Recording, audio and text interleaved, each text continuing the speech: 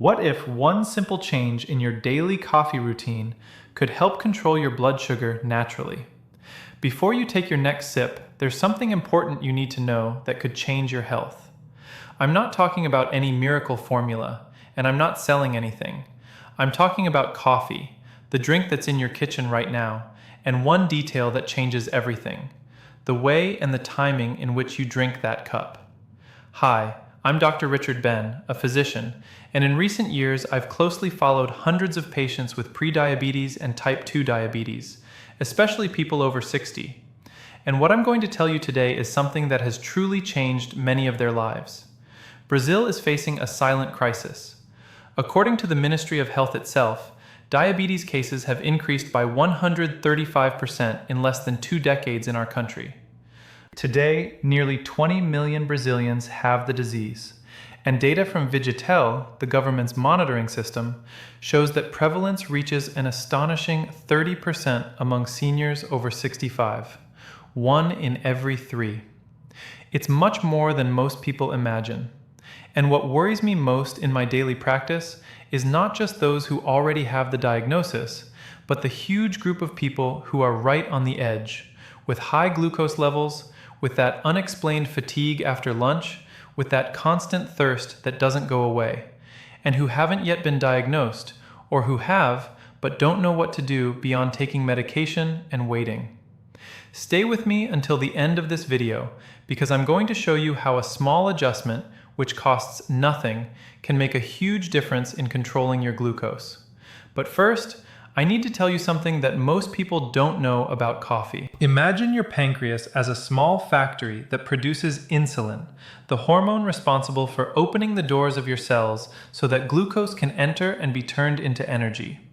When you eat, glucose enters your bloodstream. This factory goes into action, produces insulin, and the glucose is absorbed by the cells. Everything works fine. The problem begins when this factory becomes overloaded. When you eat a lot of foods that spike your blood sugar quickly, the pancreas has to work at its limit. Over time, your cells become less sensitive to insulin. The pancreas has to produce more and more to achieve the same effect, and that's when insulin resistance sets in, the gateway to type 2 diabetes. Now, what about coffee? What does it have to do with all this? Coffee is an extraordinary drink from a biochemical point of view. It contains hundreds of bioactive compounds, but 2 of them stand out to science: chlorogenic acid and trigonylene. Think of them as traffic controllers in your intestines. When you drink coffee before eating, these compounds make the absorption of sugar from food slower and more controlled. Instead of a surge of glucose entering your bloodstream all at once, you get a smooth flow that your pancreas can manage without stress. A study published in Diabetes Care, conducted by researchers from the Harvard School of Public Health, analyzed data from more than 1 million people and reached a conclusion that really impressed me when I first read it. Regular coffee consumption is associated with a significant reduction in the risk of developing type 2 diabetes. And it's not a small effect. The risk decreases in a dose-dependent way. The more cups per day within a reasonable limit, the lower the risk of developing the disease. Then, in 2018, researchers from the Karolinska Institute in Sweden, one of the most respected medical institutions in the world, reviewed 30 different studies covering nearly 1.2 million participants and confirmed: coffee consumption, both regular and decaffeinated, is associated with about a 30% reduction in the risk of developing type 2 diabetes. But here's the point that almost no one talks about. These benefits depend on how you drink coffee. Because the wrong coffee, at the wrong time, in the wrong way, can work against you. And that's exactly what I see happening in my practice far too often. Let me tell you about Mr. Arnaldo, 72 years old, retired, a man of habits. He had been drinking coffee since he was 17 and was proud of it. But when he came to my office, his fasting glucose was 138, and his HbA1c, which reflects the average blood sugar over the last 3 months, was 7.1%, above the desired level. He told me, "Doctor, I do everything right. I drink coffee every day, I walk 3 times a week." So I asked him to walk me through his coffee routine in detail, and that's when I discovered the problem. Every day, as soon as he woke up, before eating anything, he would drink a large cup of strong black coffee. Then he would have another one at 3 p.m. with a sweet biscuit, and sometimes a third before bed because he thought it helped him relax. 3 classic mistakes that I'm going to explain to you now. Mistake number 1, drinking coffee on an empty stomach right after waking up. This is the most common one and the one that causes the most harm. When you wake up after a whole night of fasting, your body already has elevated cortisol levels, which is the stress hormone, the same one your adrenal glands produce when you're in an urgent situation. Cortisol already signals your liver to release glucose into the bloodstream so you have energy to start the day. It's a normal survival mechanism. The problem is that caffeine amplifies this effect. It further stimulates the adrenal glands, releases more adrenaline, and the liver responds by releasing even more glucose into the blood. And you haven't eaten anything yet. The result? You haven't even taken a bite of food, and your glucose has already risen between 20 and 40 milligrams per deciliter. I've seen lab results that confirm this in patients who continuously monitor their glucose. A study published in the British Journal of Nutrition confirmed this effect. Drinking black coffee on an empty stomach after a night of sleep can significantly increase blood glucose levels in the morning. Mistake number 2, coffee with sugar, artificial sweetener, or cream. It may seem harmless, but it's not. A spoonful of sugar in coffee causes an immediate spike in glucose and cancels out the benefits of the chlorogenic acid you just consumed. It's like starting a fire and pouring gasoline on it at the same time. And artificial sweeteners? Many people think they're the perfect solution, but recent research, including a study published in the scientific journal Nutrition in 2021, suggests that artificial sweeteners like aspartame and sucralose can alter the gut microbiota, the set of bacteria that live in your intestines and play a key role in glucose metabolism, in ways that can harm long-term blood sugar control. And there's an important piece of data released in January 2025, published in the American Journal of Clinical Nutrition by the Harvard School of Public Health, analyzing 3 large American cohorts. Coffee, without any additives, was associated with a 10% reduction in diabetes risk for each additional cup per day. However, when coffee was consumed with sugar, this protective effect decreased significantly. Translated into practical advice, remove sugar from your coffee. It sounds simple, but it's powerful. Mistake number 3, drinking coffee in the late afternoon or at night. Caffeine has a half-life of 5 to 6 hours in the body. This means that if you drink coffee at 3 p.m., half of that caffeine is still circulating in your body at 8 p.m. It keeps cortisol levels elevated, interferes with deep sleep, and it's during quality sleep that the body regulates part of glucose metabolism. Poor sleep equals uncontrolled glucose. It's a vicious cycle. When I explained all this to Mr. Arnaldo and we adjusted his coffee routine together, in 8 weeks his fasting glucose dropped from 138 to 112. His HbA1c went from 7.1% to 6.6%. Without changing medication, without a radical diet, without going to the gym, just by adjusting his coffee habits. Now I'm going to tell you how you should drink coffee to make the most of the benefits that science has already proven. But first, I need to ask you something. If this content is helping you, give it a like and subscribe to the channel if you haven't already. I have much more content like this that can transform your health in the upcoming videos. And tell me in the comments where you're watching from. I love knowing which part of Brazil my content is reaching. Back to our topic, the right coffee at the right time.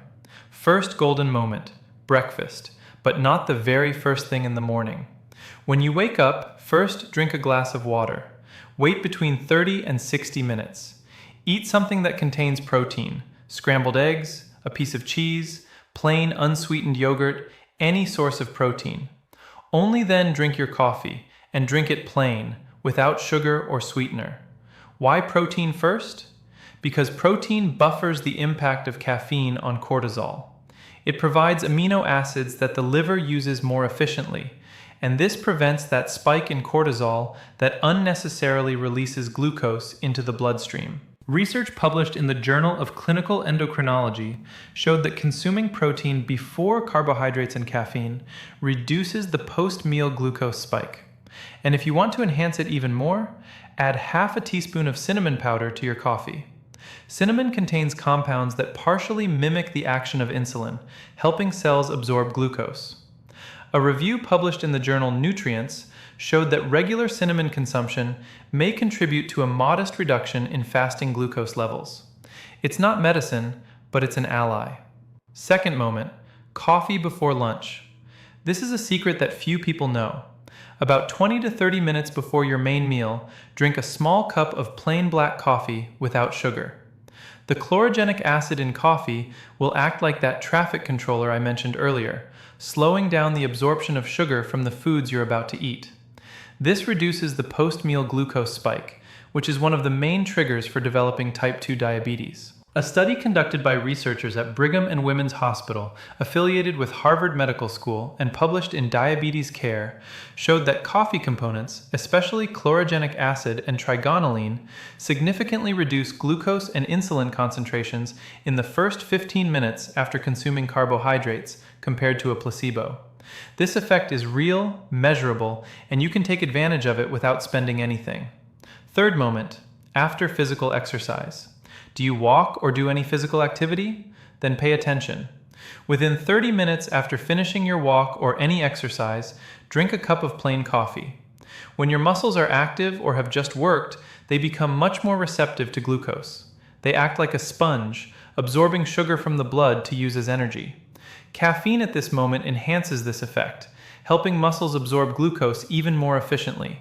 It's a metabolic window of opportunity that most people miss. As for the total amount of coffee per day, the World Health Organization, along with most medical guidelines, considers that consuming up to 4 or 5 small cups of coffee per day within a healthy pattern is safe for most adults.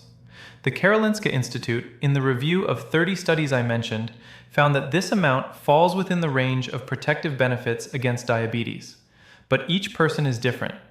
If you feel palpitations, anxiety, tremors, or insomnia from coffee, it may be that your caffeine metabolism is slower, which is genetically determined. In that case, reduce it to 2 cups per day or choose a quality decaffeinated option, which also contains chlorogenic acid and retains many of the benefits. Here's a story I need to tell you. Donna Swilly, 68 years old, a retired teacher, came to my clinic with type 2 diabetes, diagnosed 3 years earlier using metformin, with glucose still difficult to control. She was the type of patient who followed everything correctly, took her medication, reduced rice, but her HbA1c stubbornly stayed above 7.5%. When I discussed her routine, I discovered that she drank sweetened coffee with milk in the morning, coffee with sweet biscuits in the afternoon, and had practically stopped moving because her legs felt heavy. Together, we created a simple plan. Breakfast. Wait 45 minutes after waking up, eat a boiled egg, then have plain coffee with cinnamon. Pre-lunch coffee. A small cup 20 minutes before eating. A 25-minute walk in the afternoon, 3 times a week, and a coffee right after. We eliminated the sweetened afternoon coffee and the biscuits. 6 weeks later, she returned to the clinic with a smile I will never forget. Her HbA1c had dropped from 7.5% to 6.8%. Her fasting glucose was 109. She told me, "Doctor, I woke up with energy for the first time in years." I didn't change her medication. I changed her relationship with coffee. But now I need to warn you about something important that may be sabotaging you without you realizing it. Coffee has invisible enemies that destroy all the benefits I've just described. I'll list the main ones. Enemy number 1, sugar of any kind, refined, brown, demerara, honey. Anything sweet added to coffee creates an immediate glucose spike that cancels the protective effect of chlorogenic acid. The 2025 Harvard research made this very clear. Coffee with sugar has reduced protection against diabetes. Enemy number 2, artificial sweeteners. As I explained earlier, there is growing evidence that aspartame and sucralose disrupt the balance of the gut microbiota, which is essential for healthy glucose metabolism. If you need to sweeten it, try natural stevia, which so far has not shown the same negative effects in available research. Enemy number 3, industrialized instant coffee, the kind that comes in sachets. These products often contain hidden sugar, hydrogenated fats, and additives that compromise nutritional quality. Prioritize natural ground coffee, 100% Arabica, freshly brewed. Enemy number 4, coffee paired with ultra-processed foods, white bread, filled cookies, industrial cakes. When you combine coffee with these foods, the glucose spike from refined carbohydrates is so high that no amount of chlorogenic acid can compensate. And finally, I'll tell you about what I call the protection triad, because coffee works even better when it's part of a context of healthy habits. First element, smart coffee, the way I taught you. At the right time, without sugar, maximizing the benefits of chlorogenic acid. Second element, movement. You don't need to go to a gym. 30 minutes of moderate-paced walking, 3 to 5 times a week, is enough to dramatically improve insulin sensitivity. Moving muscles act like drains, pulling glucose out of the blood independently of insulin. This has been confirmed by so many studies that it would be impossible to list them all here. Third element, adequate protein intake in meals. Protein is the macronutrient that has the least impact on glucose, promotes satiety, and protects muscle mass, which is the body's largest consumer of glucose. After the age of 60, protein needs increase because the body becomes less efficient at using it. Eggs, chicken, fish, beans, cheese, and plain yogurt include a source of protein in each main meal. When these 3 elements work together, the effects multiply. Coffee improves insulin sensitivity, exercise increases glucose uptake by muscles, and protein stabilizes post-meal glucose spikes.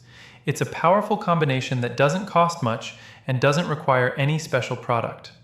But I need to be honest with you about one thing.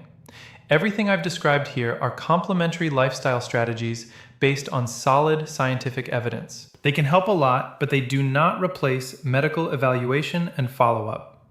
If you already have diagnosed diabetes and use medication, never change the dosage or stop taking it on your own. Ideally, you should take this information to your doctor, discuss it together, and make adjustments with professional guidance. Now let me ask you a question. Do you have a family member, a father, mother, sibling, or close friend who struggles with high blood sugar or already has diabetes? Share this video with that person now. You might be giving them information that could change something in their life. Quality information based on science is one of the greatest gifts we can give to those we love. I want to leave you with a thought I've carried with me for years in medicine. Your body is not your enemy. Your body is constantly trying to balance itself, heal, and adapt. When glucose rises, when fatigue doesn't go away, when your legs swell, these are signals. They are cries for help from your body.